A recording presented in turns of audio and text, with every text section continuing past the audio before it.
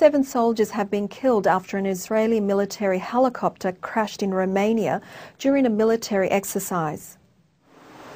The Israeli army has confirmed that the crew aboard a helicopter that crashed in mountainous terrain in Romania during a military exercise did not survive.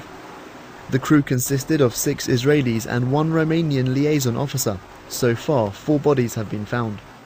On Tuesday, Israeli army officials explained what the crew had been doing before the accident. This particular training was a two-week training mission. The particular crew had arrived the day before, was briefed thoroughly on the mountainous terrain and the bad weather, which was actually the reason for the training. The air crews were all experienced air crews with thousands of flight hours. A search and rescue team has been sent from Israel to investigate the cause of the incident. The team includes search teams, doctors and personnel to identify the bodies. The CF-53 helicopter and its crew were in the area to familiarize themselves with foreign terrain and weather conditions. Israeli forces routinely hold exercises in Romania as part of their training.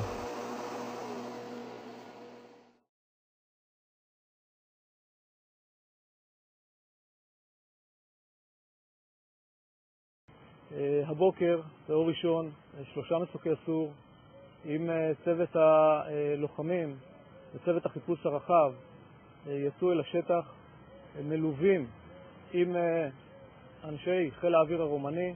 איתם מתקיים שיתוף פעולה מצוין לאורך כל הדרך, ובעצם החל מבצע החיפוש בצורה אינטנסיבית וצמודה. האזור שבו התרחשה התאונה הוא אזור עם תנאים מאוד קשים, אזור הררי, מצוק צלול, שהגישה אליו מאוד מאוד קשה בכל דרך, בהרים מאוד גבוהים, והמשימה של האנשים שנמצאים כאן היא להשיב הביתה את הבנים לקבורה. המבצע עדיין לא הסתיים, אנחנו בעיצומו, ואנחנו נחזור רק לאחר שנשלים את המשימה. אני מבקש מכאן, בשם המשלחת כולה, ובפרט לוחמי מערך האיסור שנמצאים כאן, והטכנאים מטייסות האיסור, להעביר את תנחומינו אל המשפחות. הנופלים היו חברים קרובים של האנשים שנמצאים כאן. הכאב והאבל והצער הוא גדול.